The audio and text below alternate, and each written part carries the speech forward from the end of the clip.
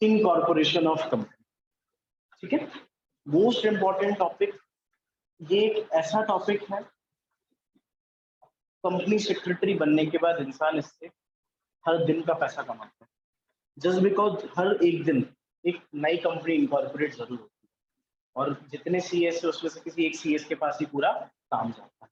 Clear? तो incorporation of company मतलब right now अपन एक ऐसी स्टेप पर आ गए हैं कि अब अपन को ये सीखना है कि इंडिया में किसी भी कंपनी का इनकॉर्पोरेशन या फिर रजिस्ट्रेशन कैसे किया जाता है, मतलब what are the procedures for registration of a company, वो हम कंपनीज एक्ट के सेक्शन नंबर 7 में पढ़ेंगे। क्लियर? तो कंपनीज एक्ट का सेक्शन नंबर 7 जो है वो इनकॉर्पोरेशन ऑफ कंपनी से रिलेटेड बात करता है, जिसमें हम लोग एक एक करके एक एक प्रोसेस सीखेंगे, how to register a public company, a private company, otherwise OPC.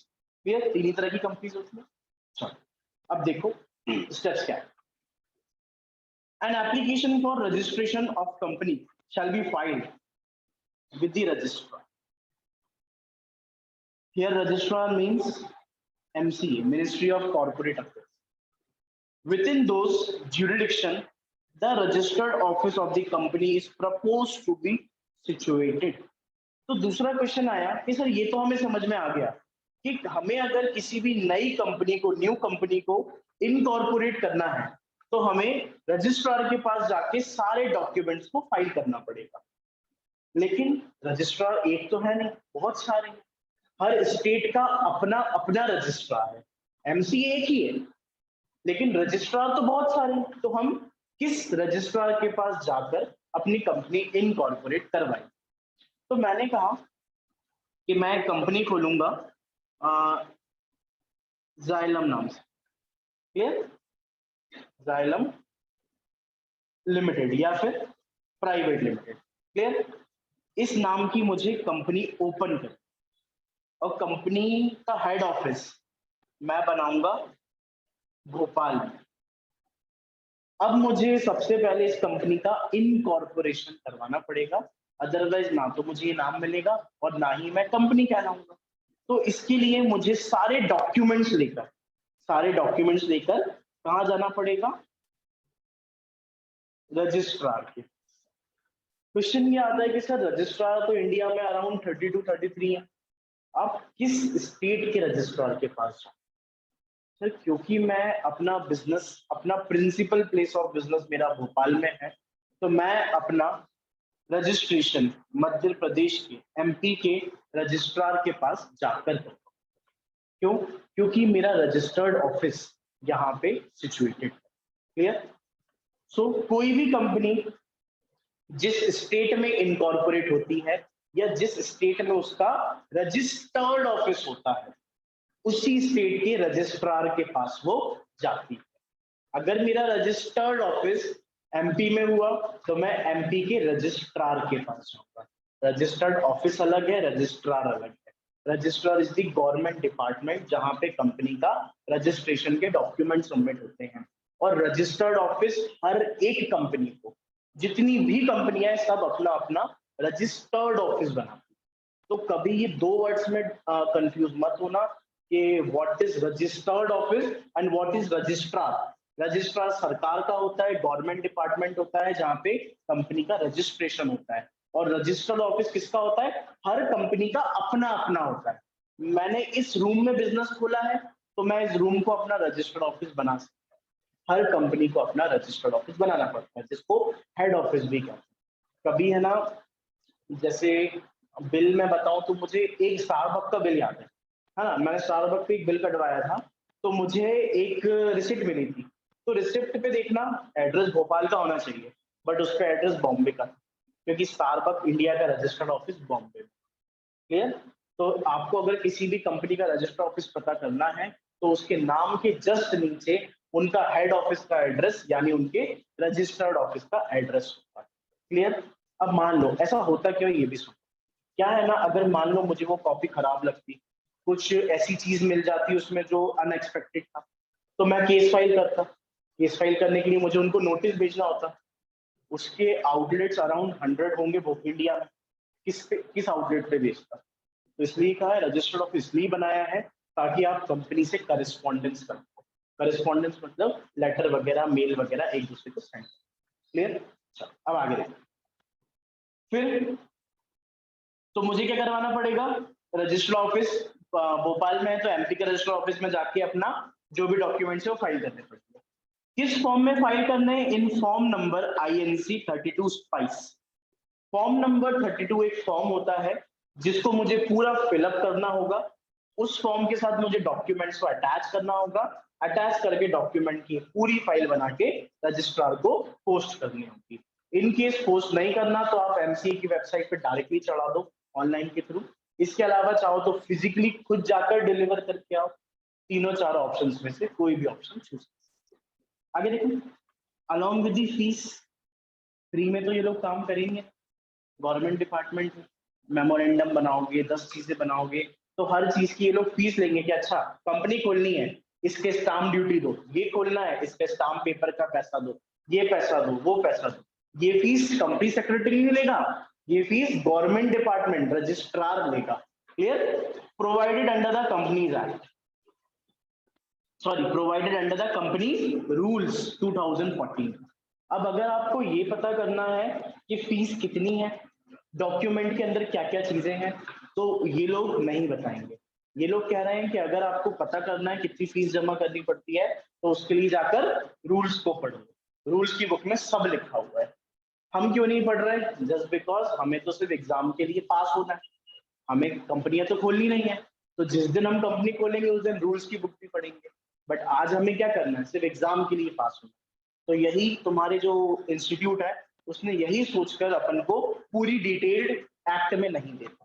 Clear? आया समझ? अब आगे चलो।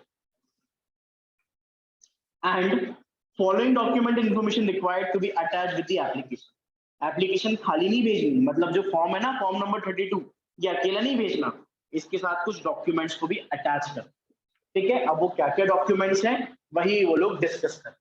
सबसे पहला डॉक्यूमेंट कंपनी का पिलर जिसको कहा जाता है, MOA, memorandum of association and AOA, articles of association of the company duly signed by all the subscriber to the memorandum in। ये कहा गया कि अगर आप Xylem नाम की प्राइवेट लिमिटेड कंपनी खोलना चाहते हो तो आपको सबसे पहले क्या करना पड़ेगा? फॉर्म नंबर 32 भरना पड़ेगा और उसके साथ डॉक्यूमेंट्स लगाने पड़ेंगे।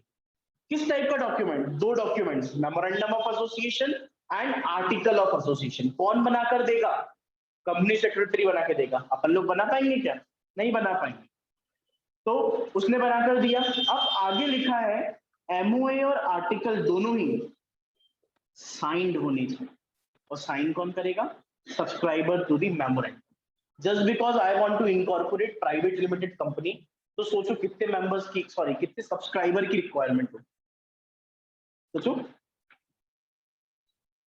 सब्सक्राइबर क्या होता है?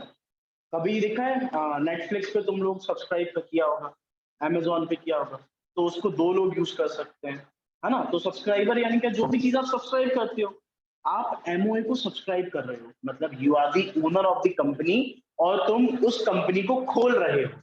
तो प्राइवेट कंपनी को खोलने में कितने मेंबर्स, कितने सब्सक्राइब की जरूरत होती है? 2। तो यहाँ पे duly sign by all the subscriber का मतलब क्या है कि मिनिमम 2 सब्सक्राइबर साइन करेंगे और मैक्सिमम 200 हो सकते हैं। अगर पब्लिक कंपनी खोलते तो मिनिमम 7 सब्सक्राइबर होने चाहिए और मैक्सिमम की कोई लिमिट नहीं। 1 लाख लोग मिलकर साइन करते फिर MOA पे, वैसे ऐसा होता है। तो duly subscribe by the duly sign by the all the subscriber to the memorandum. जो लोग कंपनी के ओनर्स हैं, ओनर्स नहीं बोल सकते, जो लोग कंपनी के MOA को सब्सक्राइब कर रहे हैं, मतलब they are the real owner. जैसे अगर मैं बात करूं तो टाटा कंपनी का मालिक आज मैं भी, क्योंकि मैंने भी टाटा के बहुत सारे शेयर खरीदे हैं। तो जो शेयर होल्डर होता है वही मालिक होता है, तो मैं भी मालिक हूँ। लेकिन एक्चुअल में देखा जाए तो who is the real owner? Ratan Tata.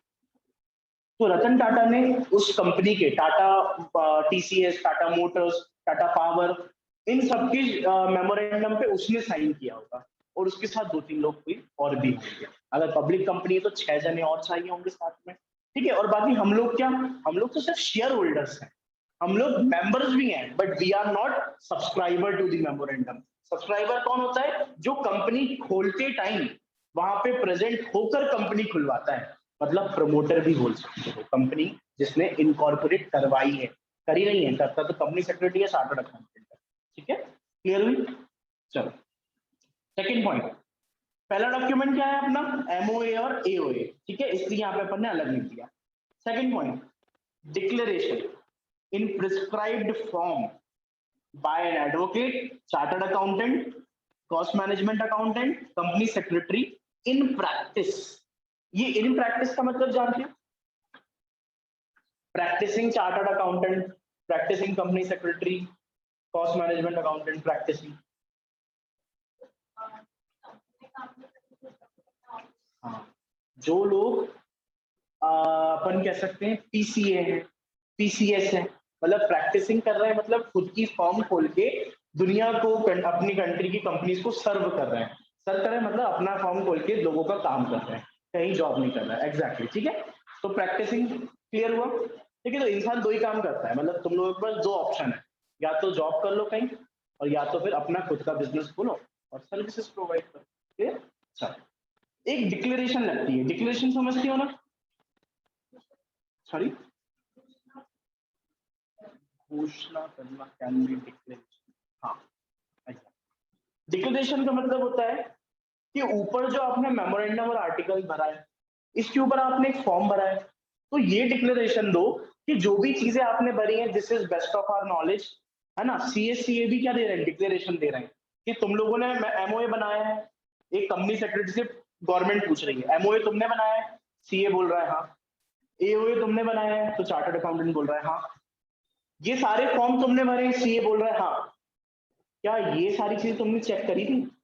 तो सीए इसकी डिक्लेरेशन दे रहा है कि जो जो मुझे इंफॉर्मेशन मिली थी वो मैंने अच्छे से पूरी तरीके से रेक्टिफाई करी थी, वेरीफाई करी थी, फिर ही जाकर मैंने कंपनी इनकॉर्पोरेट करने में इनकी हेल्प करी। तो ये डिक्लेरेशन कौन देगा?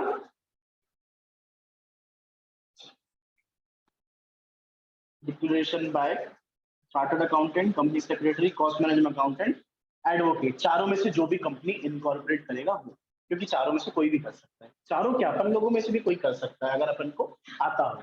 क्लियर? बस एट दी एंड ये होगा कि अपन को किसी सीएस के साइन लगवाने पड़ेंगे। अच्छा, एक बात मैं तुम लोगों को पहले ही क्लियर कर दूं, just because I am chartered accountant student, तो मेरे मुझे सीए ही निकलता है, तो कभी ये मत सोचना कि मैं सीए क्यों बोलता हूँ, सीएस और सीएमए क्यों नहीं बोलता। क्लियर? नहीं तो तुम लोगों को दिल पे ले लो और बाद में बोलो। चलो आगे देखो, who is engage in the formation of company. किस सीए की डिक्लेरेशन चाहिए? जो कंपनी इनकॉर्पोरेट कर, जिस सीए से आप काम करवा रहे हो उसी से डिक्लेरेशन मांगोगे, किसी दूसरे से जाके नहीं मांगोगे, है ना। दूसरा क्या बोलेगा, मैं तो आपको जानता भी नहीं, तो उसी सीए के पास जाना और उससे डिक्लेरेशन मांगना, क्योंकि फॉर्म के साथ अटैच होगी ये चीज। And by the person named in the article as director, manager, secretary of the company, and all the requirement of the act and rules thereunder, respect of registration matter present incidental thereto have been complied with। ये कहा गया कि CA CS का तो sign चाहिए ही चाहिए, इनके साथ साथ जो इंसान कंपनी का डायरेक्टर बन रहा है, डायरेक्टर और शेयर होल्डर अलग होते हैं, ये आई थिंक पता होगा तुम लोगों को। Share holder is the owner of the company, जो कंपनी में काम नहीं करते, बस पैसा लगाते हैं और प्रॉफिट खाते हैं। डायरेक्टर वो होते हैं जो कंपनी में रेम्युनरेशन भी लेते हैं, काम भी करते हैं और पावर्स भी उनके पास है। वोटिंग राइट शेयर होल्डर के पास रहता है, लेकिन डिसीजन लेने का राइट डायरेक्टर के पास रहता है, इसलिए जो सबसे बड़ा शेयर होल्डर होता है वही कंपनी का डायरेक्टर भी बन जाता है। क्लियर? अब आगे, डायरेक्टर की भी चाहिए, डायरेक्टर के साथ अगर किसी मैनेजर को अपॉइंट करा है कंपनी में उसकी भी सिग्नेचर, किसी कंपनी सेक्रेटरी को भी अपॉइंट करा है उसके भी साइन। अच्छा, कंपनी सेक्रेटरी एक अपॉइंट करा है और एक काम कर रहा है, अपॉइंट क्यों करा है? जॉब दी है अपन ने उसको। कंपनी सेक्रेटरी क्या देखता है? कंप्लायंस चेक करता है कि कंपनी सब रूल्स को फॉलो कर रही है कि नहीं कर रही। ठीक है, अब आगे देखो, that all the requirement of the act and rules made under respect of registration. आप डिक्लेरेशन किस बात की दे रहे हो? हम ये डिक्लेरेशन दे रहे हैं, कौन कौन दे रहा है? सीए भी दे रहा है, डायरेक्टर भी दे रहा है, मैनेजर भी दे रहा है। क्या डिक्लेरेशन दे रहे हैं कि एक्ट में जो सारे रूल्स लिखे थे, जो सारी बातें लिखी थी, हमने उन सभी चीजों को फॉलो करने के बाद रजिस्ट्रेशन के लिए अप्लाई किया। क्लियर? तो ये सारी डिक्लेरेशन किसके साथ अटैच होगी? फॉर्म के साथ अटैच हो जाएगी और सेंड हो जाएगी। क्लियर? अब देखो कंपनी का डायरेक्टर भी कौन बनेगा? कंपनी डायरेक्टर लिखेगा he is not convicted by any offence in connection with promotion formation management of the company और he has not been found guilty for any fraud, mischief or any breach of duty or any company under this act or previous company law during the preceding 5 years, and that all the documents filed registered documents confirm that correct and complete and true of best of his knowledge. Mark कर रहा हूं, mark करते जाओ, these are the important words. सुनो, ये कहा गया है कि डायरेक्टर से डिक्लेरेशन किस बात की मांग? कंपनी सेक्रेटरी और सीए तो क्या बता रहे हैं कि हम लोग काम कर रहे हैं और हम जो भी इंफॉर्मेशन दे रहे हैं चेक करके ही दे रहे हैं। डायरेक्टर से क्या डिक्लेरेशन है? डायरेक्टर से ये डिक्लेरेशन है कि डायरेक्टर, पहले तो तुम ये बताओ क्या अभी तुम जेल में हो, बेल वगैरह पे तो नहीं आए हो? उसने बोला नहीं। क्या कभी तुमने किसी कंपनी को खोलने में कुछ फ्रॉड तो नहीं करा था? फॉर्मेशन के बाद कुछ फ्रॉड तो नहीं करा था कंपनी में, कंपनी के साथ, किसी भी कंपनी के साथ? क्या तुमने कंपनी के मैनेजमेंट के साथ कुछ फ्रॉड तो नहीं करा? कौन सी कंपनी? कोई भी XYZ कंपनी। जैसे आज एक नई कंपनी खुल रही है और मैं डायरेक्टर बन रहा हूं, तो मुझसे लॉ क्या पूछ रहा है? एक बार बताओ तुमने 2 साल पहले कुछ फ्रॉड तो नहीं किया था? 3 साल पहले किसी दूसरी कंपनी के साथ कुछ फ्रॉड तो नहीं किया था? 4 साल पहले तो नहीं किया था? 5 साल पहले तो नहीं किया था? अगर किया था तो you are not eligible to become a director of the company, और अगर नहीं किया तो प्लीज अप्लाई करो।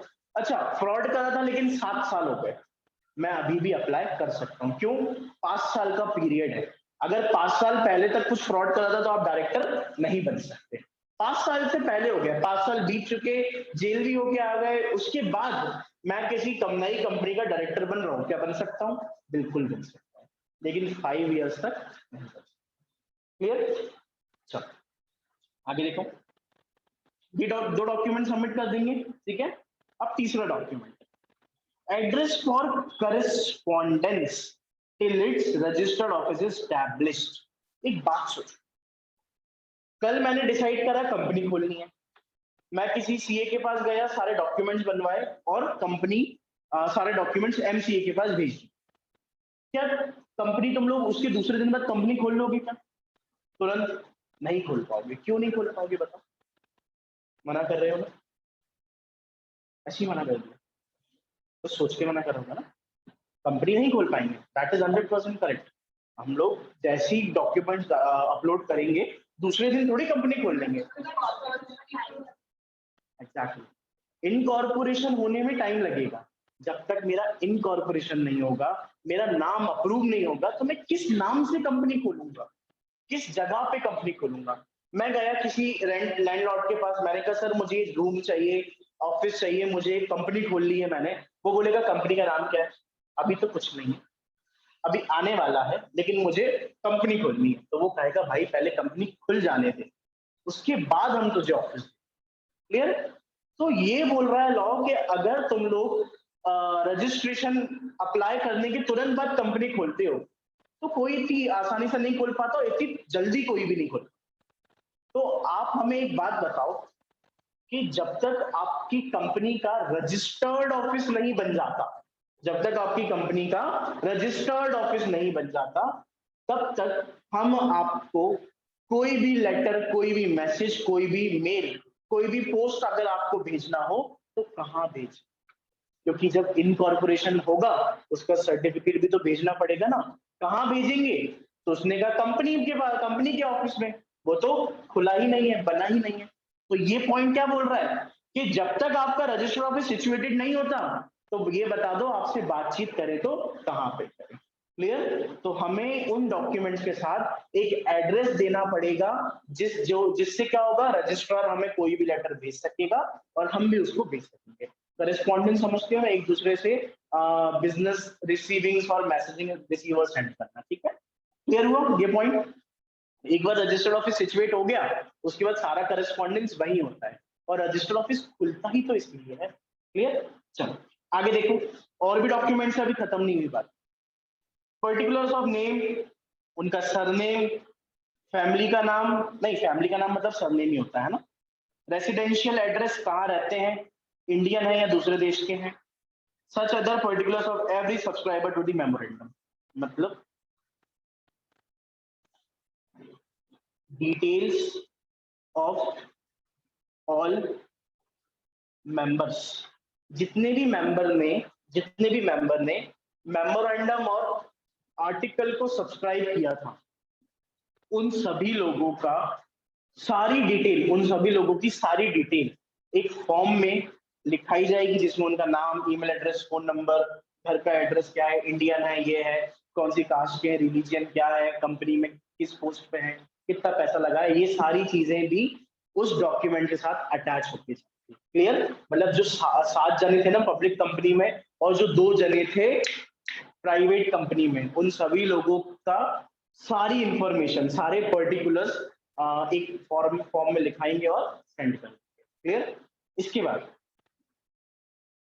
जितने भी कंपनी में जो डायरेक्टर बन रहे हैं, फर्स्ट डायरेक्टर क्यों लिखा है? क्योंकि नई कंपनी बनी है और डायरेक्टर्स भी नए, तो जो भी कंपनी के डायरेक्टर हैं उन लोगों का भी नाम, नंबर, एड्रेस वगैरह वगैरह, और एक सबसे इंपॉर्टेंट DIN नंबर, जिसको कहा जाता है डायरेक्टर आइडेंटिफिकेशन नंबर।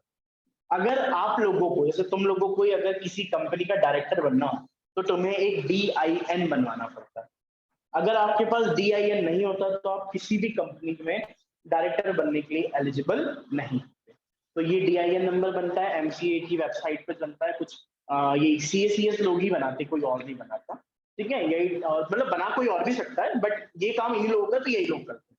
क्लियर? तो जिस भी बंदे को कंपनी का डायरेक्टर बनना हो उनको DIN अप्लाई करना पड़ता है। आज के लिए मैं तुम्हें काम देता हूँ, रतन टाटा का DIN नंबर सर्च करके तुम्हें एक चीज अपने आप समझ में आएगी, वो इंडिया का शायद पहला डायरेक्टर, इंडिया का मतलब कोई भी कंपनी का सबसे पहला डायरेक्टर था शायद, क्योंकि उसका नंबर देखोगे तुम्हें भी ऐसा लगेगा, मुझे ऐसा ही लगता है। चलो आगे देखो, उनका एड्रेस वगैरह भी डायरेक्टर्स का सारी चीजें होनी चाहिए। क्लियर? तो यहाँ पे अपन क्या लिख सकते हैं? Detail of first director. Clear? अब इसके बाद particular of the interest of person mentioned in the articles as the first director of the company in other firms or body corporate along with the consent as to act as a director of the company in such form and manner। ये कहा गया कि जो आपकी company का director बना है, क्या वो किसी दूसरी कंपनी का डायरेक्टर तो नहीं है? क्या एक टाइम पे एक पर्सन 2 कंपनी का डायरेक्टर हो सकता है? हो सकता है। ठीक है?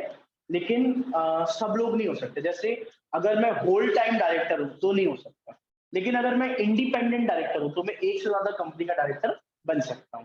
क्लियर? तो उस सिचुएशन में आपको एक कंसर्न देनी पड़ेगी कि मैं टाटा कंपनी का भी डायरेक्टर हूँ और रिलायंस का भी डायरेक्टर हूँ, और ना तो टाटा को उससे कोई प्रॉब्लम है, ना ही रिलायंस को प्रॉब्लम। ठीक है? तो ये सारी चीजें मुझे कहाँ फर्निश करनी पड़ेगी? रजिस्ट्रार को देनी पड़ेगी। क्लियर? अब सुनो, यहां से लेकर यहां तक अपन ने पढ़ा, देखो यहां से स्टार्टिंग करी थी और यहाँ पे खत्म करा है। ये इनकॉर्पोरेशन की पहली स्टेप है। ठीक है? मतलब this is the section number 7 sub section 1। Clear? क्या बोलेंगे इस पूरे टॉपिक को यहां से लेके यहां तक? Section number 7 sub section 1 of companies act 2013, जिसमें हमें इनकॉर्पोरेशन के बारे में ये बताया कि कौन कौन से डॉक्यूमेंट हमें रजिस्ट्रार को सबमिट करना है। क्लियर? चलो, सारे डॉक्यूमेंट सबमिट कर दिए। अब रजिस्ट्रार क्या करेगा? डॉक्यूमेंट वेरीफाई करेगा, चेक करेगा, कुछ प्रॉब्लम होगी, एरर होगी तो बता देगा, और अगर कोई भी प्रॉब्लम नहीं हुई तो अप्रूव कंपनी बना देगा। तो चलो मान लो जो कंपनी हम लोग खोलना चाहते थे उसका नाम वगैरह सब कुछ अप्रूव हो गया, डॉक्यूमेंट्स में भी कोई प्रॉब्लम नहीं थी, किसी भी चीज में प्रॉब्लम नहीं थी, मतलब सब कुछ अप्रूव्ड है, कंपनी बनने को रेडी है। सेकंड स्टेप नहीं, सॉरी, सेक्शन 7 सब सेक्शन 2, छोटा सा sub section. The registrar on the basis of document and information filed above, the registrar above shall register all the documented information referred in the subsection in the register and issue certificate of incorporation into the effect that the proposed company is incorporated under this act। तो देखो registrar कह रहा है कि sir section number 7 sub section 1 में जितने भी documents हमने कहा था, आपने अगर सब सबमिट कर दिए और सारे डॉक्यूमेंट्स को वेरीफाई करने के बाद पता चला कि डॉक्यूमेंट्स 100% करेक्ट हैं, कोई प्रॉब्लम नहीं है उसमें, तो ये चीज सेटिस्फाई होने के बाद रजिस्ट्रार क्या करेगा, अपने रजिस्टर में, रजिस्टर मतलब उनके पास एक पेपर होगा, एक कॉपी होगी जिसमें सभी कंपनीज का नाम लिखा होगा जो एमपी में इनकॉर्पोरेट हुई है, उस रजिस्टर में आपका भी नाम लिख देगा और बोलेगा इतनी तारीख को हमने इस नई कंपनी को इनकॉर्पोरेट किया। क्यों किया? सारे डॉक्यूमेंट्स वेरीफाई करने के बाद।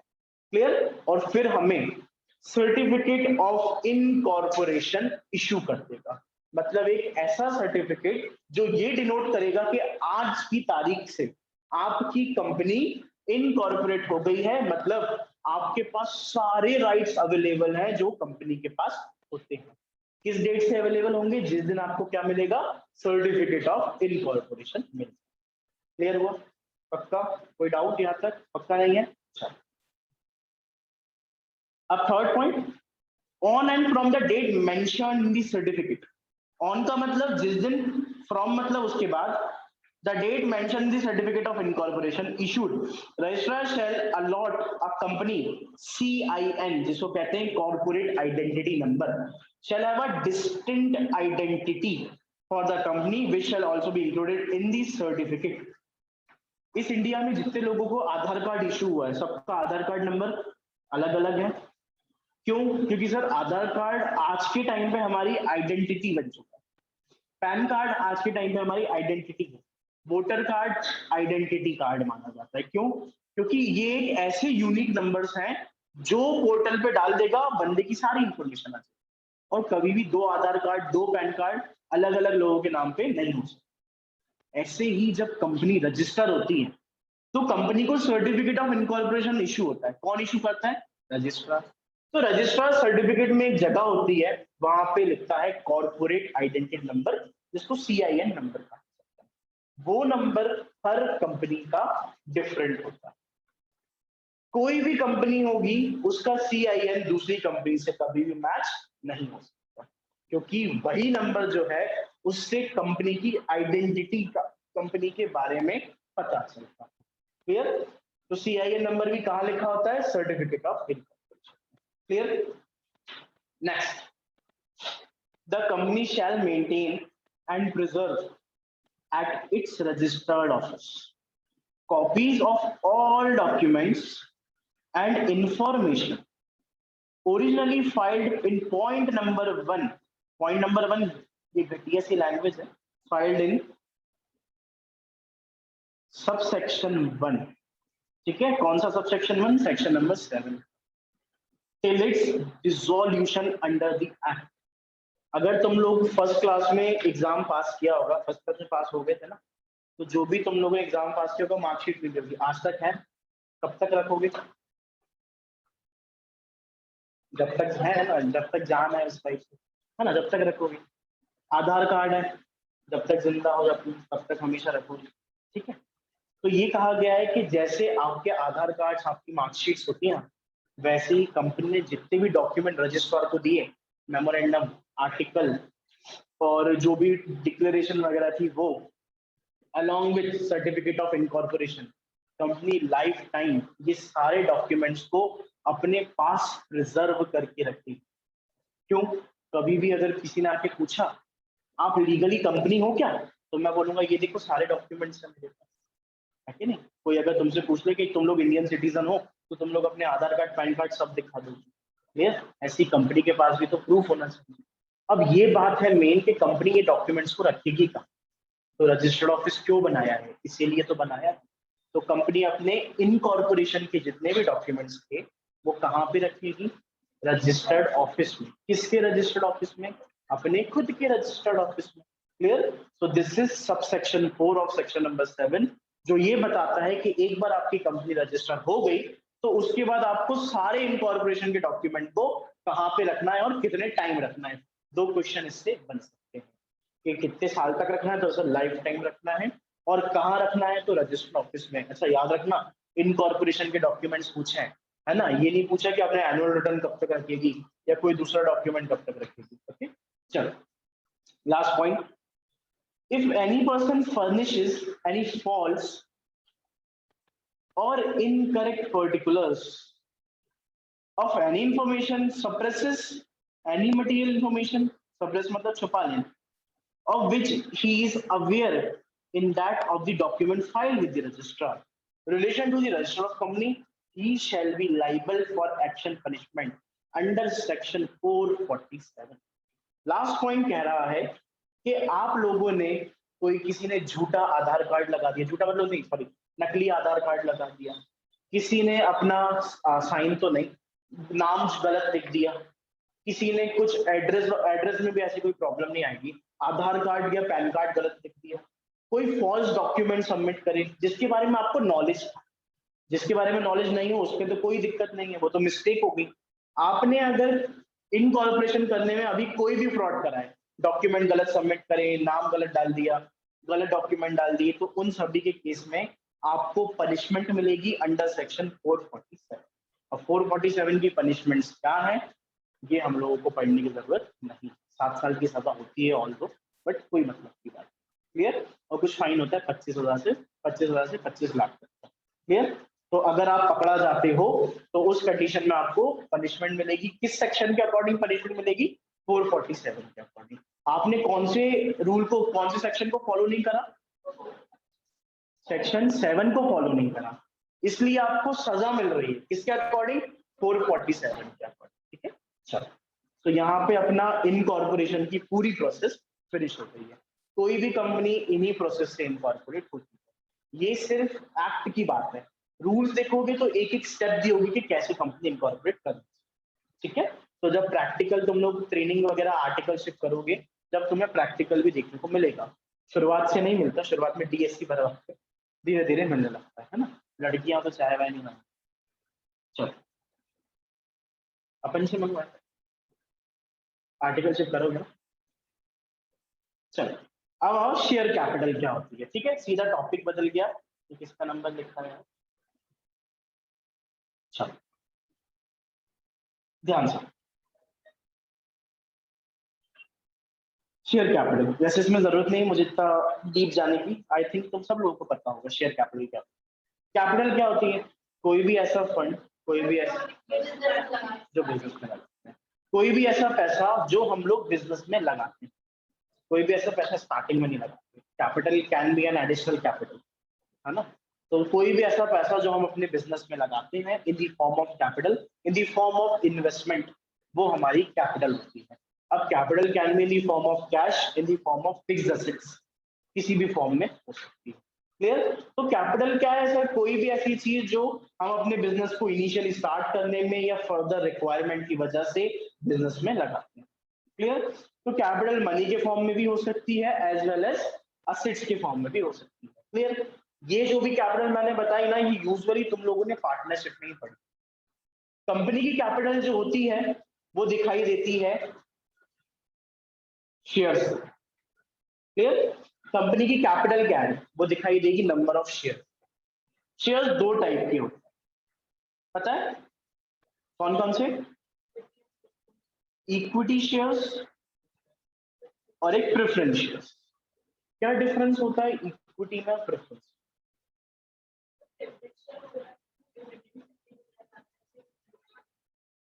बहुत बढ़िया, और बहुत अच्छा, ये एक सबसे मेन यही है, मिलेगा ही मिलेगा, और अगर लॉस हुआ तो प्रेफरेंस शेयर होल्डर्स को कितना मिलेगा, कुछ नहीं मिलेगा, तो फिक्स थोड़ी हो। अगर लॉस हो गया तो कितना मिलेगा प्रेफरेंस को, इक्विटी को तो कुछ नहीं मिलेगा, प्रेफरेंस को क्या मिलेगा,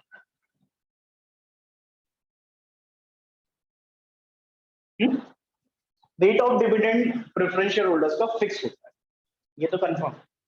अगर कंपनी को प्रॉफिट हुआ तो जितना रेट उनका फिक्स्ड है उनको उतना रेट प्रॉफिट मिल, डिविडेंड मिल जाएगा, प्रॉफिट।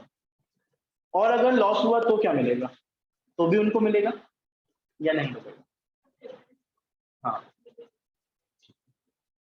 इक्विटी शेयर होल्डर और प्रेफरेंस शेयर होल्डर दोनों ही कंपनी के मालिक, मालिक को सिर्फ प्रॉफिट में हिस्सा मिलता है।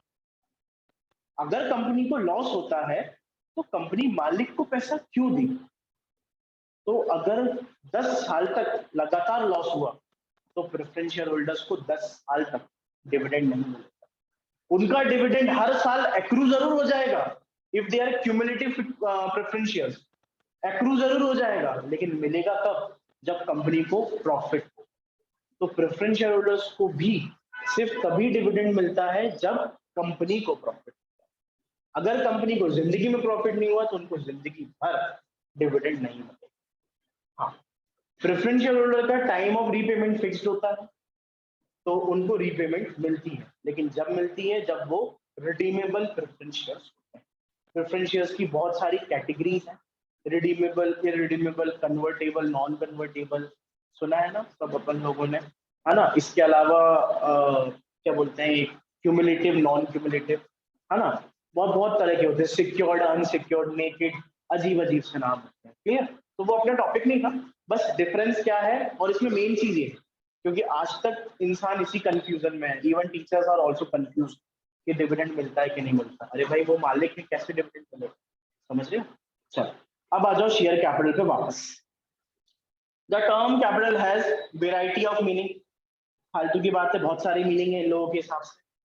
It may mean one thing to an economist, another to an accountant, with another to a businessman or lawyer.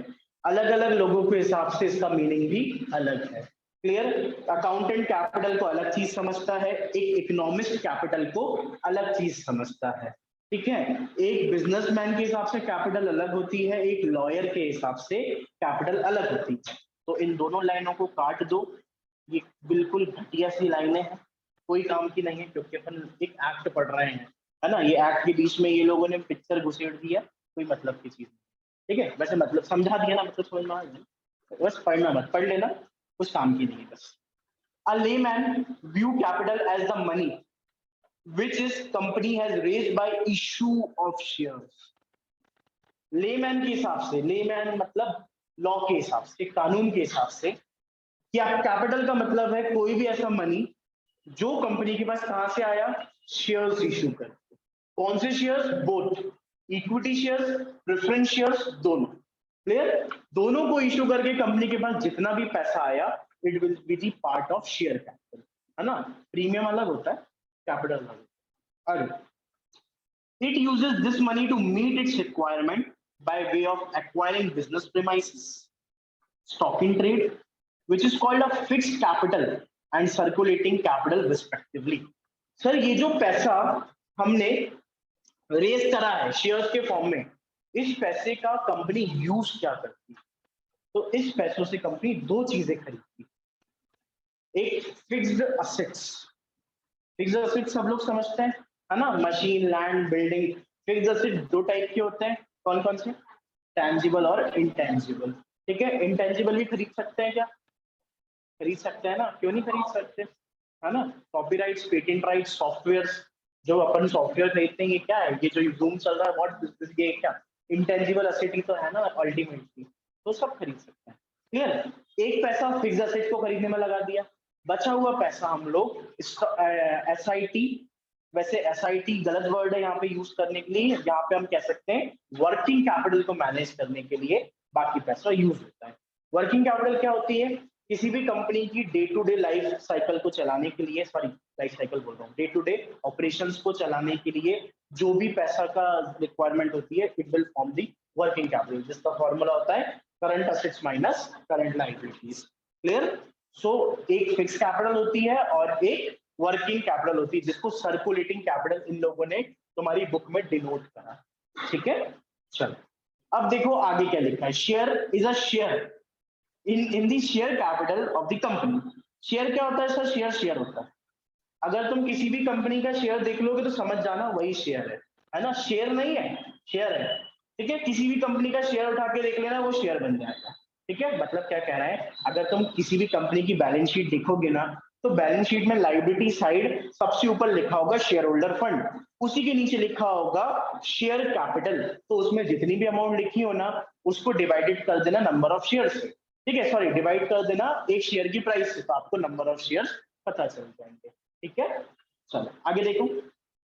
And include stock except where the distinction between stock and share is expressed is or implied। सुनो भैया, shares को कभी कभी stock भी कहते हैं, ठीक है, लेकिन कौन सा स्टॉक, वो वाला स्टॉक नहीं, रॉ मटेरियल वाला स्टॉक नहीं।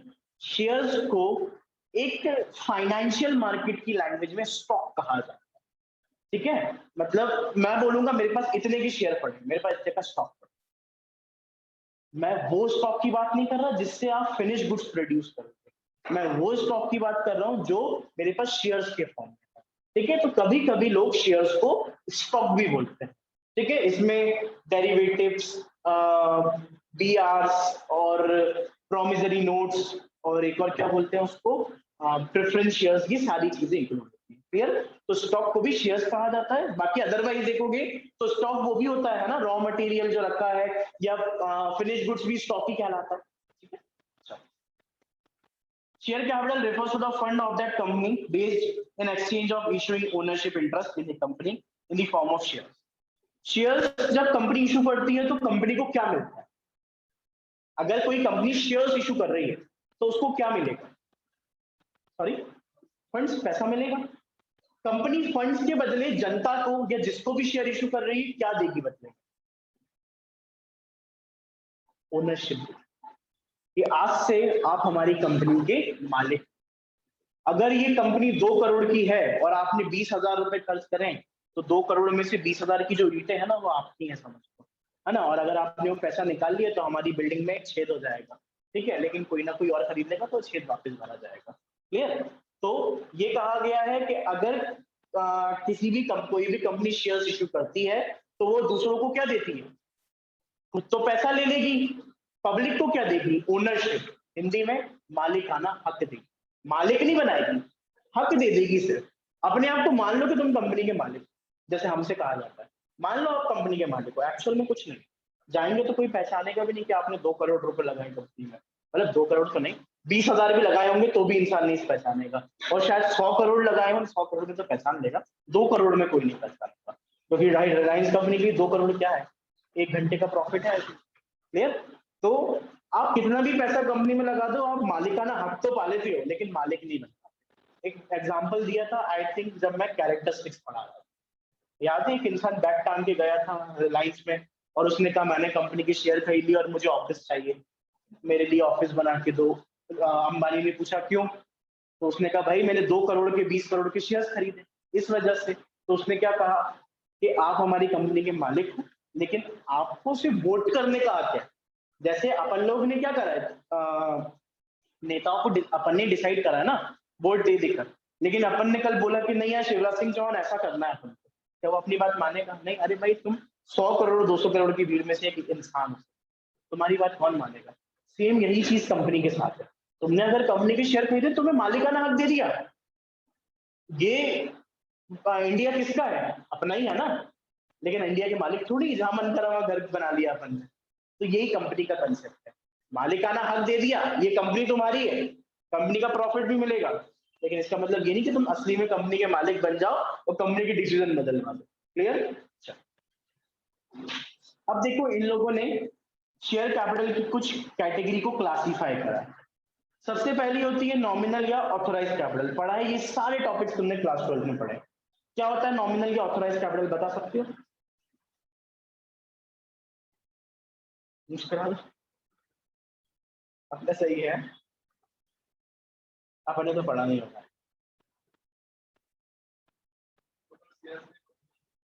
ऐसे थोड़ी बताओ, ऐसे बताओ, कोई भी है। नहीं, वो भी मैं समझाता हूँ वो क्या होगा। देखो ध्यान से सुनो, पूरा टॉपिक इसको समझ। ये है कंपनी का मेमोरेंडम ऑफ एसोसिएशन, MOU। यहाँ पे कंपनी लिखेगी ऑथोराइज्ड कैपिटल, सब नाम वाम सब लिख गया, अज्यूम कर लो सब बन चुका है, बस ये वाला पॉइंट खाली चुका है। यहाँ पे कंपनी ने लिखा 10 करोड़। तो इसका मतलब है कि कंपनी अपनी पूरी लाइफ टाइम, अपने पूरे जीवन में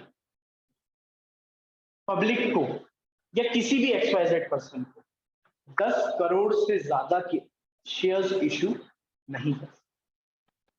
अगर वो करती है तो उसको वॉइड माना जाएगा और कंपनी को पनिशमेंट भी मिलेगी, क्योंकि कंपनी का जो मेमोरेंडम होता है ना, वो कंपनी का पिलर होता है। अगर पिलर का 4 पिलर पे पूरी बिल्डिंग टिकी होती है, एक पिलर भी टूट जाए तो क्या होता है, बिल्डिंग गिर सकती है ना। तो ऐसी कंपनी जो है ना वो MOA पे टिकी है।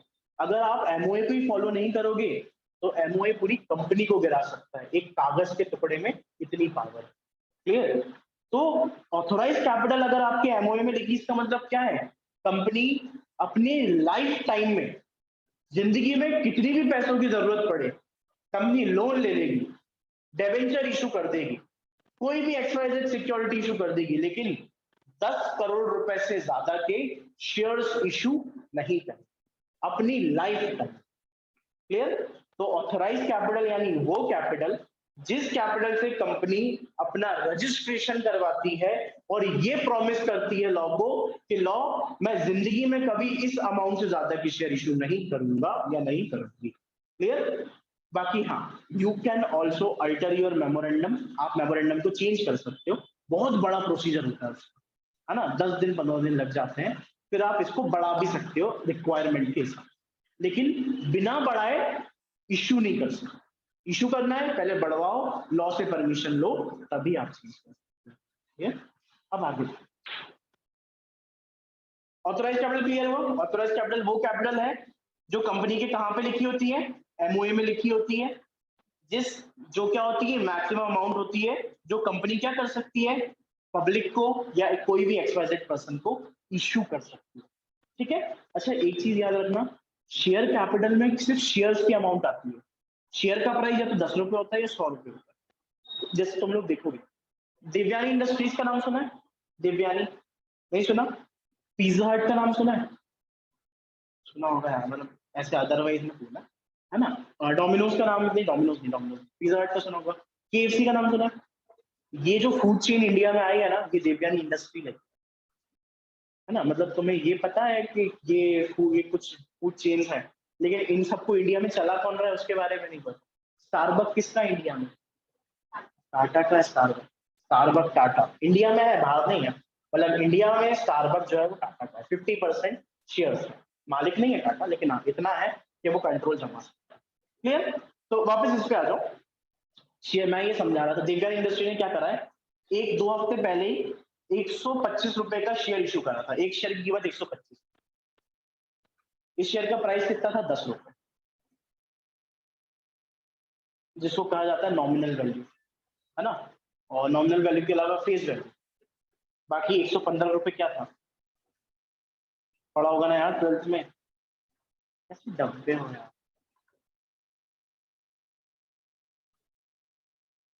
अपन सबने पढ़ा, 12th पास करिए नहीं करी? की है ना, बिना एग्जाम देके करी है ना। आज अब समझ में आ गया मुझे, इसलिए पढ़ा नहीं होगा। 115 रुपए क्या है यार, प्रीमियम है, सिक्योरिटी प्रीमियम रिजर्व SPR ना। तो ये फेस वैल्यू है, और ये क्या है, जितना भी ऊपर गया SPR। क्या कंपनी डिस्काउंट पे शेयर इशू कर सकती है? हाँ, नहीं कर सकती। ठीक है, याद रखो ना यार, किसी वहां पे नहीं हुई होगी, यहाँ बहुत बेइज्जती होगी, तो इसलिए याद रखो। और कोई करे ना करे, मैं तो बहुत करूंगा। तो कोशिश करो कुछ 12th का पढ़ के आओ। चलो, तो देखो, ये इसलिए बता रहा था कि ये जो 10 रुपए है ना, सिर्फ ये काउंट होगा। कुछ लोग 10 रुपए का शेयर 2 लाख तो ज्यादा बोल दिया, 2000 5000 में भी इशू करते हैं। मतलब सोचो कितना प्रीमियम चार्ज करते हैं एक शेयर, है ना। तो ये जो 10 रुपए है ना, ये 10 करोड़ में काउंट होगा। प्रीमियम काउंट नहीं होता, प्रीमियम शेयर का हिस्सा होता ही नहीं। प्रीमियम तो रिजर्व का हिस्सा होता है ना। तुम लोगों ने अगर अकाउंटिंग करी होगी तो तुम लोगों ने बैलेंस शीट में जो प्रीमियम का पैसा आया होगा वो रिजर्व एंड सरप्लस में लिया होगा। क्लियर? चलो, तो नॉमिनल वैल्यू, नॉमिनल कैपिटल या ऑथराइज कैपिटल या रजिस्टर्ड कैपिटल समझ में आया। कोई भी ऐसी कैपिटल जिससे कोई भी कंपनी इनकॉर्पोरेट होती है, वो मैक्सिमम अमाउंट ऑफ कैपिटल जो कंपनी अपनी लाइफ टाइम में इशू कर सकती है। डन। अब आ जाओ इशूड कैपिटल का। सबसे पहली बात, जो इशूड कैपिटल है ना is part of authorised capital. Issued capital जो है वो ऑथोराइज्ड कैपिटल का पार्ट है, एक हिस्सा है। अब देखो होता है such capital as the company issue from time to time subscription. ध्यान से सुनो,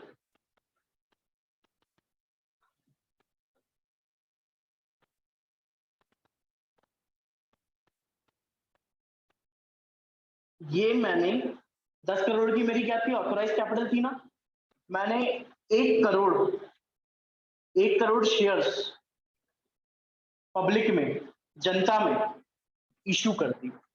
इसका मतलब क्या है कि मैंने जनता से कहा, जनता मैं 1 करोड़ रुपए के शेयर्स इशू कर रहा हूं, जिसको खरीदने हो वो अप्लाई करे।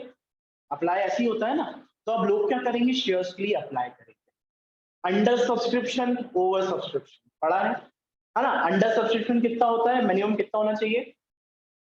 अंडर सब्सक्रिप्शन कब कब कहलाता है, जब कितने परसेंट शेयर इशू होते हैं, इशू नहीं होते सॉरी, जब लोग कितने शेयर्स के लिए अप्लाई करते हैं।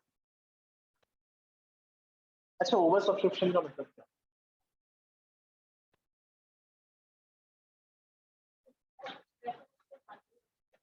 जितना सब्सक्राइब किया उससे ज्यादा आ गया, नहीं बोल सही, बोलना कुछ सही से आ रही है लेकिन बोल नहीं पा रही। जितना इशू किया था उससे ज्यादा लोगों ने अगर सब्सक्राइब कर लिया उसको कहते हैं ओवर सब्सक्रिप्शन। तो पैसा लौटाना पड़ता है या अलॉटमेंट में एडजस्ट करना पड़ता है, 12th में पढ़ा होगा। एडजस्टमेंट भी कर सकते हो, लौटा भी सकते हो, दोनों चीजें कर सकते हो। क्लियर। तो ओवर सब्सक्रिप्शन यानी जब 1 लाख शेयर इशू करे थे, 1.5 लाख लोगों ने अप्लाई कर दिया, तो या तो अलॉटमेंट में एडजस्ट कर दिया, पैसा लौट। एक होता है अंडर सब्सक्रिप्शन। ये क्या होता है, जितना इशू करा था उससे कम। कितना कम, 90% से। एटलीस्ट आपके शेयर 90% सब्सक्राइब होने चाहिए।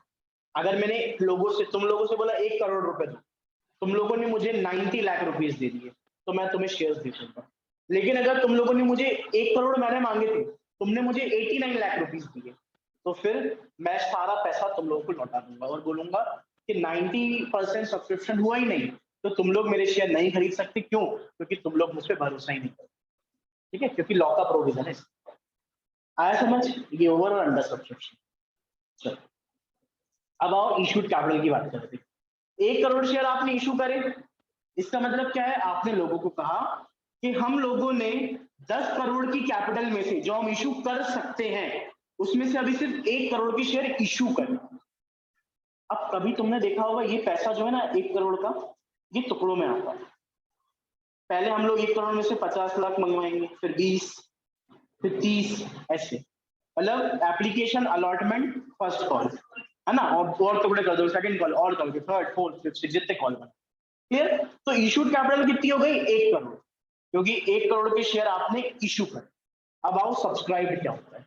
सब्सक्राइब्ड कैपिटल यानी वो कैपिटल जो लोगों ने आपके शेयर्स में सब्सक्राइब करी, आपकी कंपनी में, सॉरी आपके कंपनी के शेयर्स खरीदने के लिए जितने लोगों ने अप्लाई करा है, उसमें से जितने लोगों ने आपको शेयर्स दे दिए, जितने लोगों को शेयर्स मिल गए, that will be the subscribed capital. मतलब आपने अगर 1 करोड़ रुपए मांगे थे और आपको पूरे 1 करोड़ रुपए मिल गए, तो वो सब्सक्राइब्ड कैपिटल है।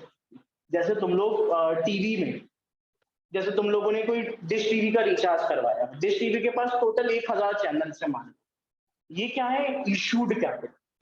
ठीक है, उसमें से तुम लोगों ने सिर्फ 600 चैनल सिलेक्ट कर, तो ये क्या बन गई, सब्सक्राइब्ड चैनल। तो ऐसे ही कंपनी ने तुम्हें 1 करोड़ रुपए के शेयर्स दिए, तुम लोगों ने 95 लाख शेयर सब्सक्राइब कर लिए, तो 95 लाख क्या बन जाएगी, सब्सक्राइब्ड कैपिटल। क्या अगर कंपनी 90 से कम शेयर सब्सक्राइब होते तो कंपनी को सारा पैसा लौटाना पड़ता। क्लियर। तो सब्सक्राइब कैपिटल यानी जितने अमाउंट के शेयर्स लोगों ने, जनता ने सब्सक्राइब करे, मतलब अप्लाई कर दिए। तो सब्सक्राइब कैपिटल किसका पार्ट होगा, इशूड का। तो क्या हो गया, subscribe capital is a part of issued capital. Clear. तो देखो, such part of capital which is time being subscribed by the members of the company, जो शेयर्स कंपनी के मेंबर्स सब्सक्राइब करते हैं उसको हम सब्सक्राइब्ड कैपिटल कहते हैं. It is the portion issued by, it is a capital portion of issued it is the portion of issued capital at face value which has been subscribed for, taken up by subscriber in share of the company. तो second बात, subscribe capital किसका part है? Issued capital का एक छोटा सा हिस्सा. Clear? It is clear that entire issued capital में और मे नॉट बी सब्सक्राइब. ये बात याद रखना.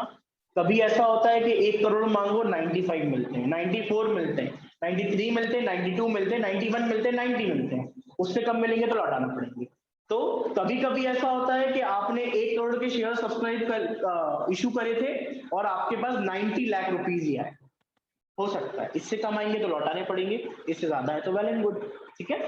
अब आगे देखो, कॉल्ड अप कैपिटल का. मैंने 1 करोड़ के लिए सब्सक्राइब करा था, मेरे पास आए 95 लाख रुपीस या 95 लाख सब्सक्राइबर.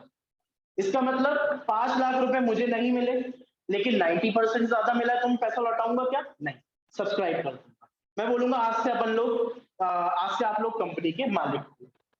अब बात आती है कॉल्ड अप कैपिटल की. तो मैंने पहले ही बता दिया था, देखो पहले 50 रुपए बुलवाऊंगा, पहले 50 लाख बुलवाऊंगा, फिर 20 और फिर 30. क्लियर? तो पहले मैंने सिर्फ 50 लाख बुलवाए.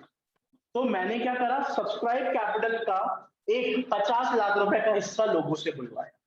मतलब अब मैंने पैसा बुलवाना स्टार्ट करा. तो जितना पैसा आपने सब्सक्राइब कैपिटल में से बुलवाया है वो आपकी क्या बन जाएगी? Called up capital. जो पैसा कंपनी ने बुलवाया है. इससे पहले कंपनी ने शेयर्स इशू करे थे और लोगों ने शेयर सब्सक्राइब करे थे, पैसा थोड़ी दिया था. एप्लीकेशन दी थी और एप्लीकेशन मनी सबमिट करा था. अब कंपनी क्या करेगी? अब बोलेगी तुम लोग हमारे शेयर होल्डर बन गए ना, चलो पैसा दो. कितना दो? जितने की रिक्वायरमेंट हमको है. कंपनी पूरा पैसा नहीं मंगवाएगी, क्योंकि जितने की जरूरत है उतना ही मंगवाओ, बाकी का उनके पास पड़े रहने दो. अच्छा है, नहीं देंगे तो फोरफीचर कर लेंगे. ठीक है. तो पहले हमने 50 मंगवाया, तो ये कॉल्ड अप बन गई. 50 लाख क्या बन गई? Called up. क्यों? क्योंकि ये पैसा कंपनी ने जनता से मंगवाया है, इसलिए आया नहीं है, सिर्फ अभी मंगवाया है, कॉल करा है ना. First call, second call, allotment. ये जो 20 लाख और 30 लाख है, ये क्या बन रहे हैं? अनकॉल्ड कैपिटल, क्योंकि ये पैसा अभी कंपनी ने नहीं मंगवाया. फिर पेड अप कैपिटल. क्या जितना पैसा कंपनी मंगवाएगी उतना ही पैसा जनता पे करेगी? ऐसा कंपलसरी है क्या? अगर मुझसे कंपनी ने 50 लाख मंगवाए और एडजस्ट हो गया, उसके बाद कंपनी ने फिर पैसा मंगवाया मुझसे फर्स्ट कॉल पे, क्या जितना पैसा मंगवाया मैं उतना दे दूंगा? मेरी सिचुएशन नहीं हुई तो नहीं दे पाऊंगा, और नहीं दे पाऊंगा तो वो क्या बन जाता है? Calls in arrears. Calls in arrears बन जाएंगे. तो एक बात याद रखना, जितना पैसा कंपनी मंगवाएगी हमेशा उतना पैसा ही थोड़ी मैं दे पाऊंगा, शायद मेरी कैपेसिटी ना हो. तो कंपनी बोलती है कि हमने कॉल करा 50 लाख, लोगों ने 49 लाख रुपीस भेजे, 1 लाख लोगों ने भेजे ही नहीं. क्यों? बेचारों के पास नहीं होंगे, इसलिए नहीं भेजे. फिर कंपनी के पास ऑप्शन है फोर्थ फीचर. क्लियर? तो पेड अप कैपिटल मतलब जितने कैपिटल, सबसे पहले पेड अप कैपिटल किसका पार्ट होगा? पेड अप किसका पार्ट होगा? कॉल्ड अप का पार्ट होगा. क्योंकि जितना कॉल करे उससे ज्यादा भेजोगे क्या? नहीं भेजोगे. भेजोगे भी तो एडवांस में एडजस्ट हो जाएगा, है ना. तो इसलिए paid up capital paid up capital किसका पार्ट है? कॉल्ड अप का पार्ट. ठीक है. जितना पैसा कंपनी ने रिसीव करा, किससे? कंपनी के शेयर होल्डर्स. इसके बाद आ जाओ, खत्म ही हो गया इसके बाद बस. और जितना नहीं पे कर पाया उसको क्या बोलेंगे? Unpaid capital. अनकॉल्ड नहीं, अनकॉल्ड तो मंगवाया ही नहीं. अनपेड, जो हम लोगों को पे कर देना चाहिए था बट हम नहीं कर पाए. क्लियर? तो यहाँ पे हमारे शेयर्स खत्म. अब इक्विटी शेयर क्या होता है और प्रेफरेंस शेयर क्या होता है? चलो 2 मिनट रुको. तुम लोग को ऐसे तो नहीं लग रहा था मैं क्लास खत्म कर दूंगा इसके बाद, है ना? अब चलेगी 6 दिन में से 3 दिन आते हो ना, एटलीस्ट इतनी तो वो होगी तुम लोगों के अंदर. 11-12 करके करो. नहीं और स्कूल नहीं पढ़ोगी तो ना, इस बार थोड़ी पास हो जाओगे. सर पढ़ाएंगे. 11th में हो अभी तो, रैंक लाना है फिर तो अपन का।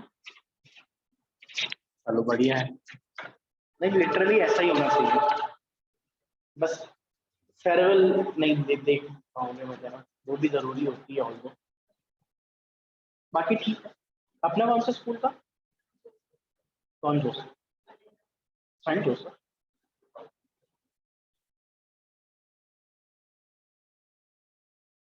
चलो सेंट जोसेफ में तो ये था यार, मेरा दोस्त, दोस्त नहीं स्टूडेंट ही था, दोस्त तो सबके। मैं तीन से आप कितने साल हो गए मुझे?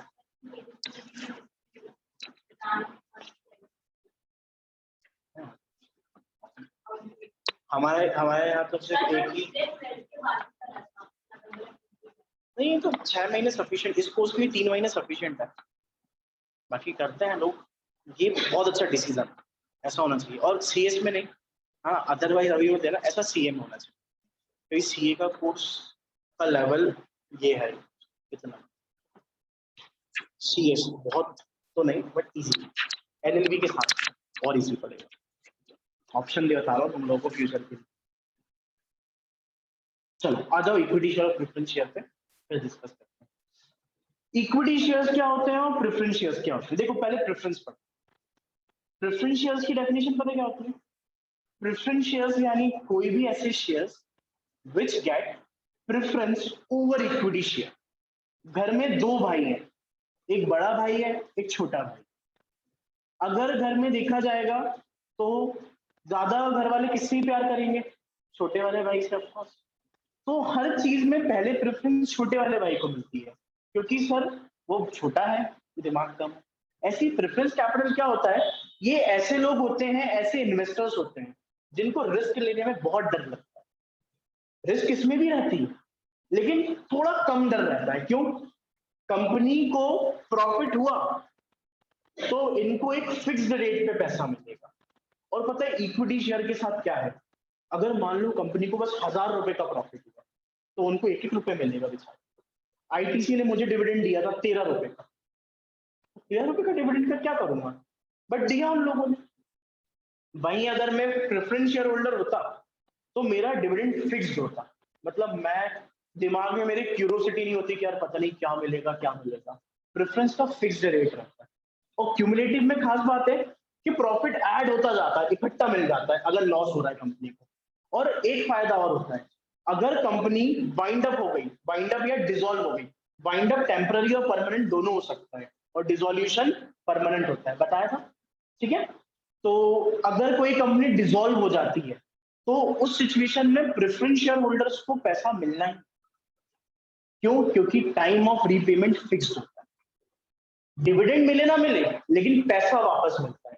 लेकिन अगर इक्विटी के लिए पैसा नहीं बचा ना, तो ना तो उनको प्रॉफिट में हिस्सा मिलेगा और ना ही जो शेयर आपने खरीदे थे उसका पैसा भी नहीं मिलेगा। क्यों?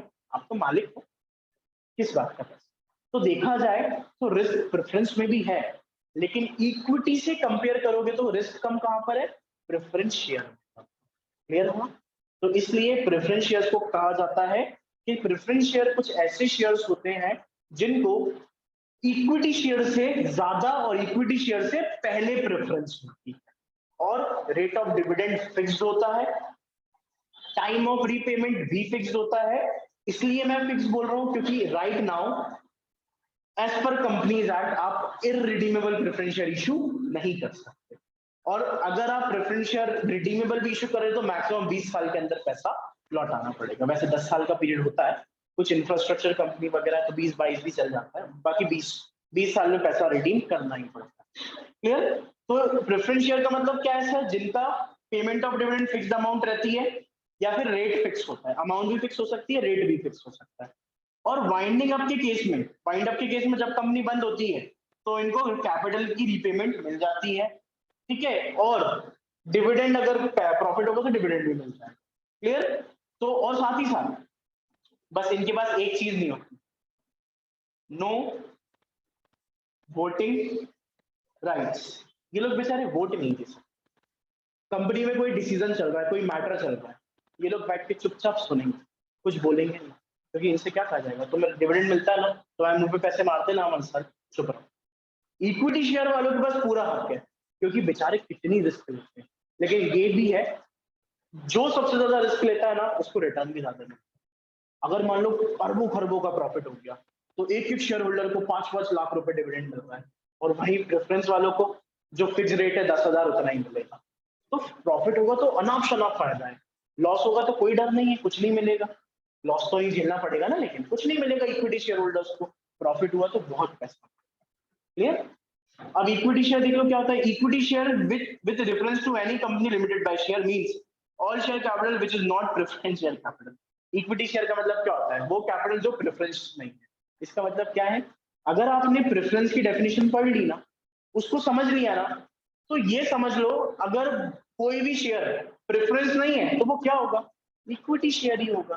तो प्रेफरेंस मतलब क्या होता है? जिसका रेट ऑफ डिविडेंड फिक्स होता है या अमाउंट ऑफ डिविडेंड फिक्स होता है, जिसको वाइंडिंग अप में कैपिटल का पेमेंट वापस मिल जाता है, और इनके पास कोई वोटिंग राइट नहीं होता।